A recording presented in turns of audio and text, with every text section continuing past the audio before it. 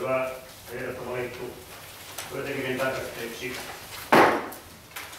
Sitten mennään kohtaan 3. Kouluverkkoselvityksen edellyttämien toimenpiteiden toteuttaminen, Rannanmäen ja Haverin koulujen lakkauttaminen. Tuossa 3 on tällainen asia, 3 sivun esittely ja siellä kunnanhallituksen käsittelyssä on tullut päätökseksi, eli äänin 5-4 on kunnanhallitus ehdottaa valtuustolle, ettei Haverin ja Rannanmäen kouluja lakkauteta. Tällainen on esityspohjana ja asiasta lähdetään keskustelemaan. Ja nyt olen siihen kohtaan saanut 2 puheenvuoroa, joista ryhmäpuheenvuoron mä käsitän on Veikko Niittomaa jättänyt asiasta keskustelun kohdalla myös Mikael Veli on jättänyt puheenvuoron. Ole hyvä, Veikko. Joo, kiitoksia puheenjohtaja ja hyvät valtuutetut. Ja hyvät kuntalaiset, ja ihan mukavaa, että täällä on kerrankin väkeä paikalla näin paljon. Siinä on tietysti syynsä. Tulen tekemään keskustan valtuustoryhmän nimissä poikkeavan esityksen koulujen lakkauttamisasiaan. Mutta siitä vielä lisää tuonnetaan. Olen harmistuneena ja vähän pettyneenäkin seurannut viime päivien koulusta käytyä keskustelua. Tässä paikallislehtien palstoilla erityisesti. Koulut ja ihmiset on pantu tappelemaan keskenään. Ja ihan turhaa. Kenen se tulee tämmöinen oikein palvelu? Mä en tätä ole kyllä ymmärtänyt. Koulujen väkeä on peloteltu sanomalla, että jos kohta 2 koulua ei saada kiinni, säästöt otetaan muilta. Kaikilta.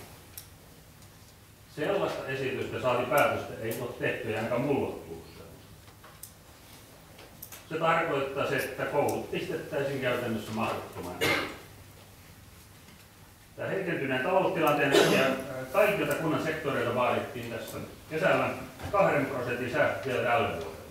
Kouluväki pystyy saamaan kokoon tästä melkein puolet ihan. Kun kaikista mahdollista nipistettiin välipaloista, koulujen välisistä kisoista, taidettiin mennä kyniä ja kumejakin vielä karsista. Nyt pitäisi säästää 4-kertaisesti. Ei semmoinen onnistu mitenkään. Se on ihan selvä. Nyt siihen esitykseen sitten.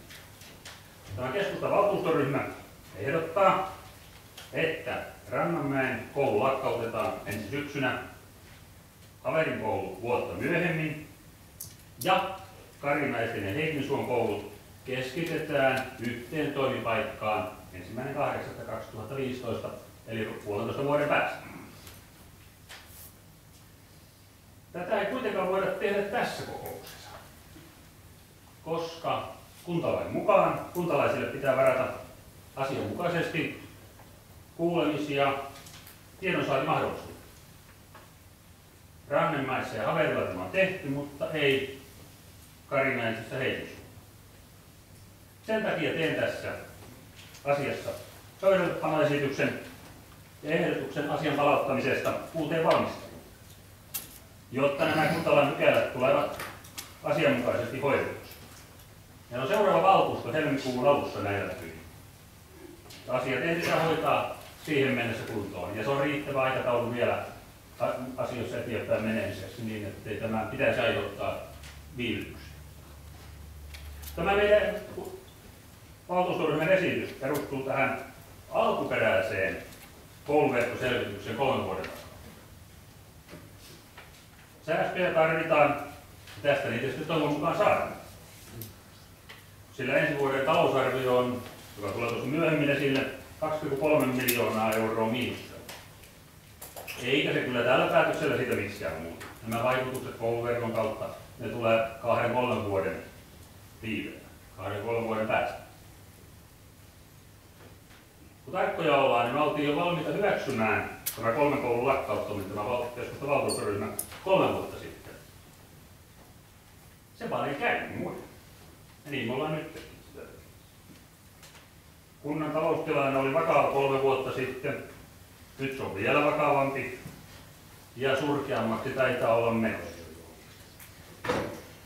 Me valtuustoryhmä oli EK:lla eilen illalla ja siellä me tehtiin semmoinen linjaus, että jos tämä ehdotus ei kelpaa, tulemme yksimielisesti kannattamaan tätä päätösehdotusta ja kaikkien kyläkoulujen jatkamista.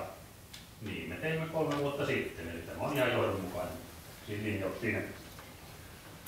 Ei tämä kyllä riitä vielä.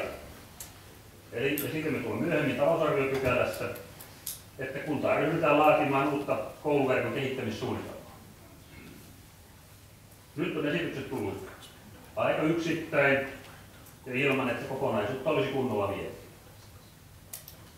Pohjapaperinahan on ollut käytännössä 3 vuotta sitten tehty kouluverkkoselvitys, johon on vähän numeroita muuta.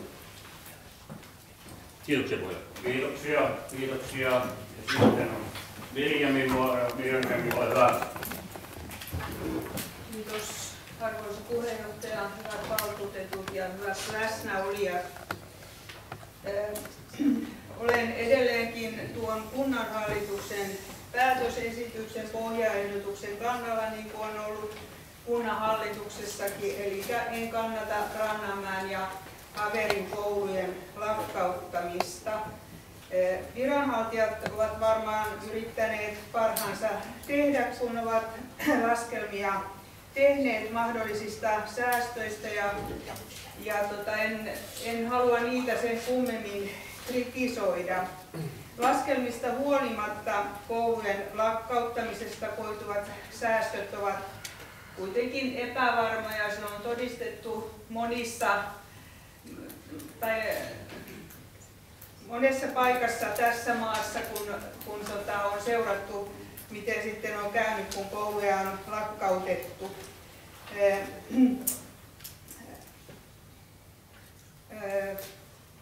Laskelmista, tai kukaan meistä ei siis voi varmuudella sanoa, että toteutuuko ne ennustetut säästöt vai ei.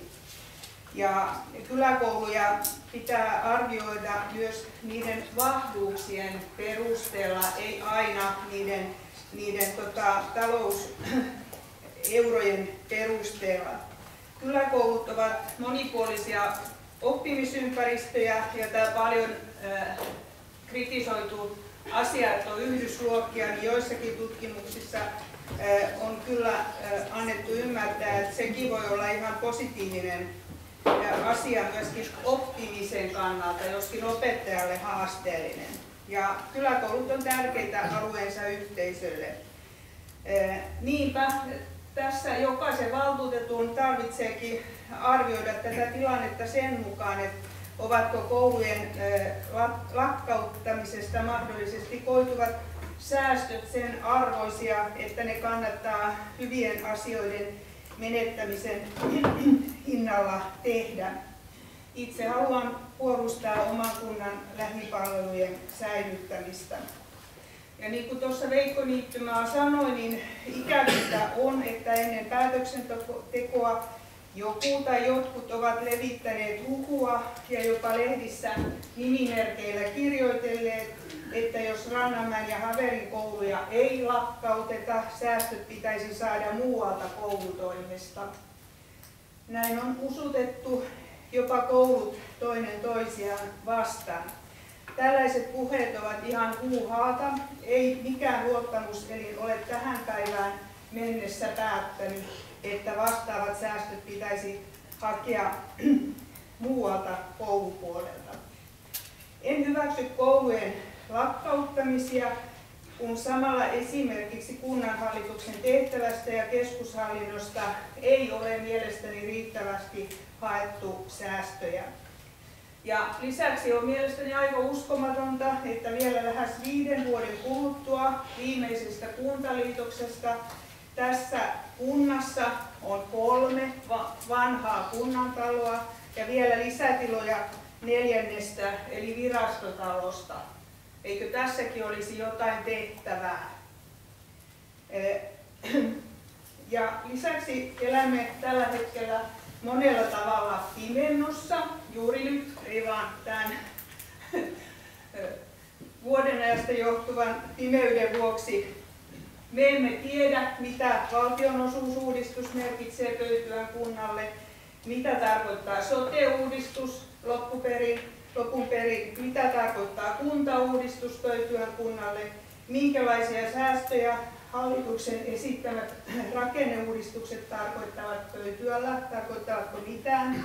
Näihin kysymyksiin pitäisi olla vastaus ennen kuin tehdään rajuja palveluiden karsimisia ja huononnuksia. Nyt jos lakkautetaan kouluja, niin päätökset tehdään säkkipäässä. Tämä tähän kouluasiaan, ja olen kyllä sillä kannalla, että tämä asia käsiteltäisiin tässä kokouksessa. En ole pöydälle kannalla. Kiitoksia. Keskustelu jatkuu. Isä Pasilevista, ole hyvä. Herrat, valtuutetut ja läsnäolijat. Haluan tuoda esille tämmöisen näkökannan. Kiinnitin huomiota tässä Turun Sanomassa, lainaan tässä seniorifysiologi Kylki Tukiaisen tekstiä. Vähän on muutellut sitä, mutta kuitenkin. Ihminen näyttää aina pyrkivän rakentamaan mahdollisimman suurta. Pöytymänkin on vallannut kaiken pienimuotoisen hylkääminen ja yhdistäminen mahdollisimman suuriksi kokonaisuuksiksi kustannustehokkuuden nimissä. Nämä massayhdistymät ja laitokset kai sitten rakentuvat ilmaiseksi. Syrjäytymistä lisäävät muun muassa luokkayhteisön suuri koko ja vaihtuvuus, opettajien suuri lukumäärä ja vaihtuvuus, koulurakennusten suuruus ja niiden monien osien tuntemattomuus, luokkahuoneiden jatkuva vaihtelu, koulupihan kova välituntimelu ja oppilaiden asuinpaikkojen etäisyydet toisistaan. Sitten lopuksi jokaisen vasta-ajattelun pitäisi ottaa nämä asiat vakavasti. Eli tämmöinen saatelma. Tässä nyt on puhuttu ja ollut nämä koulut toinoin, nämä kahden koulun opettajat, oppilaat, oppilaiden vanhemmat on ollut niin kuin luonnollisesti niin veitsivaltimolla. Niiltä on viety täysin työrauha. Sitä kai voi luonnehtia vaikka koulukiusaamiseksi tavoitteeksi tämän ilmaisun. Sitten haluan tuoda tässä vielä tuoda meidän näkökannan, siksi tuo tappitaulu on tuossa. Minun kuva kertoo enemmän kuin 1000 sanaa, niin jopa havainnollistan tämä meidän näkökannan tähän. Täällä on niinku, kaikki näkee, tää on niinku kuvitellut säästö. Täällä on niinku mistä lähdetään. Tämä on nyt lähtötaso. Tässä on Rannanmäki ja Haveri meidän näkökannalta. Se nousee tänne. Sitten joudutaan investoimaan uudelleen, laskee alas. Sitten tulee lisääntyvät koulukuljetukset, laskee edelleen. Ja sitten tulee tämä, mitä tämä senioripsykologi tässä tekstissä kirjoitti, tulee lisääntymään nämä psykiatriset ongelmat näissä lapsissa, mikä on huolestuttavaa. Se ei ole mitään halpaa. Ja se jatkuu ja jatkuu vaan. Mielestäni tämä selvittää tätä asiaa meidän näkökannalta. Siksi ehdotankin nyt valtuutetuille, jos tästä nyt lähdettäisiin pakkoviivalla esittämään, olisiko tämä nyt vaikka sitten koko kunnan henkilökunnan yhteisen aloittaminen, niin säästöjä päästäisiin sinne kuviteltuihin säästöihin ja siitä ylös.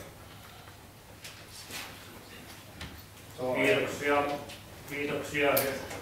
Keskustelu jatkuu ja sitten Elina ja sitten on Kauno. Elina, Kelonen, Horttua, Arvoisa puheenjohtaja, tätä koulukeskustelua on nyt sitten pidetty yllä jo monta vuotta ja se on hirmu hyvä siinä mielessä, että kaikki on saaneet nyt sitten pohtia asiaa perijuurin ja on muodostettu mielipiteitä ja siitä on paljon keskusteltu ja myöskin ihan julkisuudessa. Se on hirmu hyvä asia siinä sanoin. Mun mielestä täytyy sanoa, että se paras juttu, mikä sieltä löytyi sieltä lehdistä, niin oli, että Haverin kylä myytäisi osittain kunnalle. Se kuulosti aika hyvältä, ovelalta ratkaisulta. No kuitenkin tässä on rahasta kysymys ja kustannuskysymys myöskin tämä keskustelu. Ja mun mielestä mä en ole vieläkään ihan vakuuttunut tästä kustannusasiasta, tuleeko sitä säästöä, missä mitassa. Et siinä on monta liikkuvaa tekijää, että mikä se lopputulos sitten kuitenkin on, että saadaanko me se 300 000 per vuosi sitten säästettyä. Tätä on nyt paljon keskusteltu, mutta mä haluaisin muutama asian ihan henkilökohtaiselta kannalta tuoda tähän esille vielä tähän keskusteluun, että mun mielestä on hirveän tärkeää tiedostaa, että se oppilaiden oppiminen on vain yksi tai kouluverkoston tuotosta. Ja vähintään yhtä tärkeä on tämä yhteiskunnallisen toimeliaisuuden henki, niin kuin näkyy, väkeä on rutkasti paikalla, ihmiset on kiinnostunut asioista. Ja se koulu on yleensä siellä parhaassa paikassaan, se on keskellä kylää ja se tarjoaa myöskin muita mahdollisuuksia, eli siihen koulun ulkopuoliseen opetukseen. Et se ei ole pelkästään se lasten oppimisen paikka, vaan sillä on sille kylän asukkaille tärkeä merkitys. Se on paikka harrastaa ja opiskellakin yhdessä. Ja mun mielestä täällä on tärkeä merkitys myöskin sille lasten ja nuorten ihan sille identiteetin kehitykselle, plus sille kyläläisten hyvinvoinnille ja viihtyvyydelle. Ja sitten täällä samalla kun kouluun suunnatut ne materiaaliset investoinnit, mitkä sinne on laitettu, niin nekin on sitten hyödyntämään tehokkaasti. Sitten toiseksi tämmöinen pieni yksikkö olisi kyllä edullinen ympäristö erilaisille opetuksen innovaatioille, jos näin halutaan. Minun on pakko ottaa tässä esimerkiksi, miten siinä Haverin koulussa on ollut joskus oppilaana ja meillä oli opettajana Erkki Veijalainen ja Erkki oli hirveän innovatiivinen opettaja. Hän oli haka kehittämään sitä koulua. Saatiin ensimmäisiä tietokoneita tosi mun jälkeen ja saatiin tähtitornia ja meillä oli koululla tähtitieteen kurssia ja vähän muutenkin tärkeitä pieniä hankkeita siihen aikaan. Tällaista innovatiivisuutta nämä kylät kyllä kaipaa edelleenkin. Ja me eletään niin yksilökeskeisessä maailmassa tällä hetkellä, että tämä innovatiivisuus on meidän elinehto. Sitten toinen tärkeä asia, mikä mulle on merkittävä, on tämä ennaltaehkäisevä terveydenhuolto. Ja se tulee nyt tässä lähikoulussa esille, että oppilaiden omaehtoisena liikuntana, kun ne painelee sinne pyörillä ja kävellen ja kuka talvella jopa hiihtäen kouluun. Et esimerkiksi Haverin koulun oppilaista alle 10 käyttää sitä koulutaksia. Tietysti vanhemmat tuokin, mutta koti on usein kävellään. Tämä on tämmöistä hyvää pakollista liikuntaa, mikä niin lapsille tulee, kun muutenkin me istutaan paljon. Tämä merkitsisi sitä myöskin, että 100% sitä oppilaista niin sitten on koulukuljetusten piirissä ja se liikkuminenkin siinä vähenee. Ja nykytutkimuksen mukaan on sitten todettu, että se liikkumattomuus tappaa meille kyllä 4. eniten tässä yhteiskunnassa. Eli tämmöisiä kuriositeetteja mulle nousee sieltä esille, että mä oon pohjimmiltani tämmöinen pikkukoulujen puolesta puhuja. Et sen takia mä oon vähän pettynyt tähän keskusteluun, mikä nyt tässä nousi 2 kohtaa jo Mirjami ja Veikon esityksestä, että näitä tämmöistä pientä ärhentelyä on ilmassa, että tätä 2 koulua syyllistetään nyt olemassaolollaan voimakkaasti ja sanotaan, että me syödään muiden voimavaroja eikä joka puolella saada tasa-arvoista opetusta, niin mun mielestä tämä ei ole ihan korrektia keskustelua. Monta puolta näissä asioissa on ja tämä vastakkainasettelu ei ole mikään luomaan sitten tämän kunnan yhteishenkeä ainakaan. Tosi jokaisella on oikeus sanoa mielipiteensä, mutta se tulee vähän sellainen epämiellyttävällä tavalla esille. No mikä mua tässä nyt sitten vaivaa näissä keskusteluissa, niin on se, että meille ei ole tuotu sitten esille sitä teknistä ratkaisua. Esimerkiksi jos nyt Haverin koulun lapset laitetaan Riihikoskelle, niin mitä se sitten tarkoittaa siellä Riihikosken koululla? Mihin ne lapset laitetaan? Mahtuuko ne oikeasti sinne? Mitä se tulee maksaa? Ja mitä tarkoittaa sitten se, että näissä kuluissa, että se ryhmän jakaminen, miten se näkyy niissä kustannuksissa, kun lapsimäärät kuitenkin lisääntyy. Tämäkin on sitten varmaan välivaihe siihen laajempaan ratkaisuun, kun Riihikosken koulualueella lapsimäärä muutenkin kasvaa. Niin mikä se lopullinen tavoite meillä siinä on. Ja mun mielestä nämä ongelmat on nyt sitten kulminoitunut tähän kouluverkkoon just siitä syystä, että me ei olla niin kuin valtuustotasolla tehty selviä tavoitteita tuleville vuosille, mikä koskee tätä rakennemuutosta. Että niitä asioita on tuotu palasina, niin kuin tässä on nyt tullut esillekin, että niitä on tuotu palasina käsittelyyn ilman sitä tavoitteellisuutta. Ja mikä meillä ihan oikeasti se tahtotilanne sitten asian suhteen on, että mä oon periaatteen ihminen ja mua häiritsee tämä asia ihan hirveästi. Ja tämä on tuonut sitten esille myöskin kunnanhallituksessa. En ole tyytyväinen tähän meidän päätöksentekomenettelyyn, että meidän täytyy niin kuin tsempata tämän suhteen.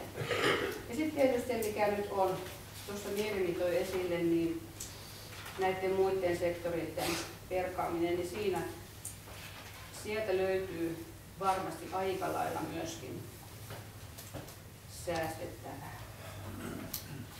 Kiitoksia. Hyvän järjestykseen. Mutta sellainen on Järvellä.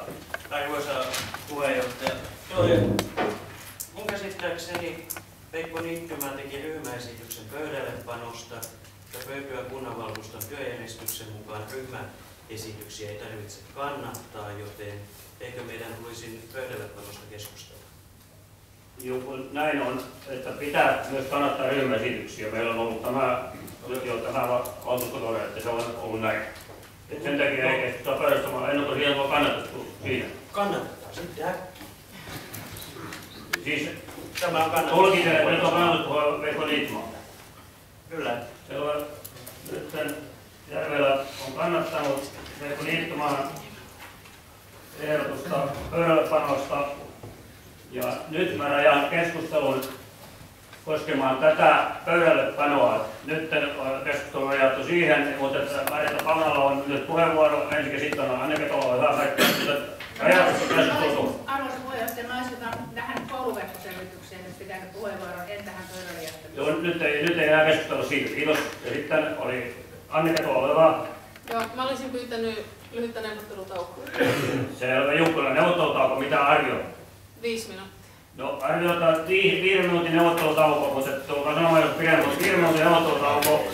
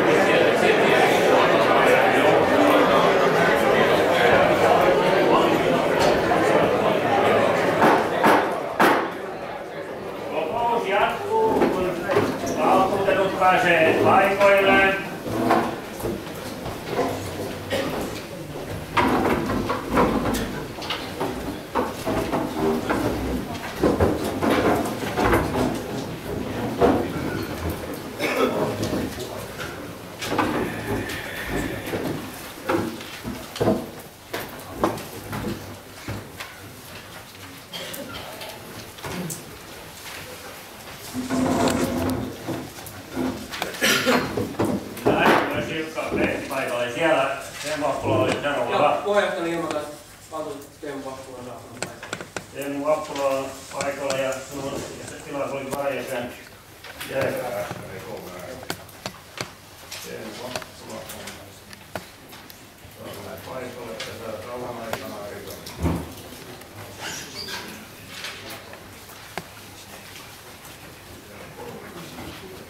Näin. Ja nyt keskustelu jatkuu. Pöydällepano on edelleen keskustelussa ja Anne Ketola oli tuolla tunkasi ylhäällä päin. Ole hyvä. Niin mulla oli ihan kysymys, että meidän jäi ainakin tuossa porukalla vähän epäselväksi, että oliko se Järvelän puheenvuoro nyt kannatuspuheenvuoro. Kyllä. Kun mä rajasin tätä sen jälkeen, just näin. rajasin keskustelun tähän pöydällepanoon sen jälkeen. Eli se on pöydällepanosta keskustelua. Onko muuta asiaa keskustelussa pöydällepanosta? Eli tässä vaiheessa, niin silloin kun on tehty kannatettu ehdotus pöydällepanosta, niin silloin me joudumme siitä äänestämään ennen kuin jatkamme kouluverkkoasiaa loppukäsittelyä, jos jatkossa tulee, mutta tällä kertaa on liittymää tehnyt esityksen pöydänpäälle ja uuteen valmisteluun tästä kouluverkkoasiassa ja siitä on kannattanut valtuutettu Järvelä ja sitä äänestysehdotuksen teen, eli esitys tarkoittaa tällä hetkellä, että jatketaan, huomioita jatketaan, ei tarkoittaa sitä, eli pöydällepanoa, eli ei jatketa. Eli pöydällepano ei ja tarkoittaa jatkoa. Eli käsittely jatkoa ja ei, että pannaan pöydälle että asia seuraavaan kokoukseen. Näin. Tämä äänestymenettely on hyväksytty ja nimenhuutoäänestyksellä ole hyvä hallintojohtaja. Aalto. Ei. Alirontti. Ei. Anttila. Ei. Arvola. Autio. Ei. Lemmi. Jaa. Helsteen. Ei. Hukko. Ei. Hämäläinen. Ei. Jälkö. Ei. Kajander. Ei. Kallio. Ei. Pöllänen. Ei. Keloniemi-Hurttila. Ei. Ketola. Ei. Kullanmäki. Ei. Kumpulainen. Ei. Lahti. Ei. Laukkanen. Ei. Lehtovuori. Ei. Lepistö. Ei. Lindgren. Ei. Viinalainen. Ei. Liittumaa. Ei. Pauna. Ei. Pitkänen Sanna. Ei. Pitkänen Veikko. Ei.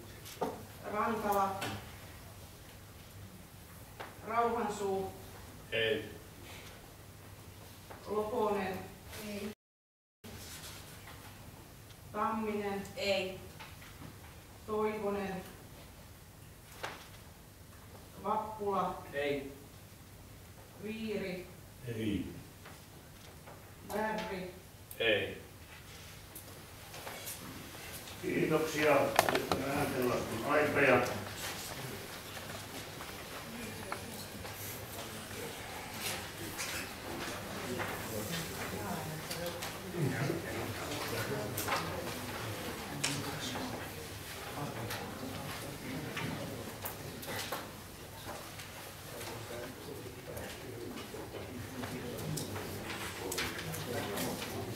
ääniä on annettu laskennan mukaan ja-ääniä 1, ei-ääniä 31 ja tyhjää 3.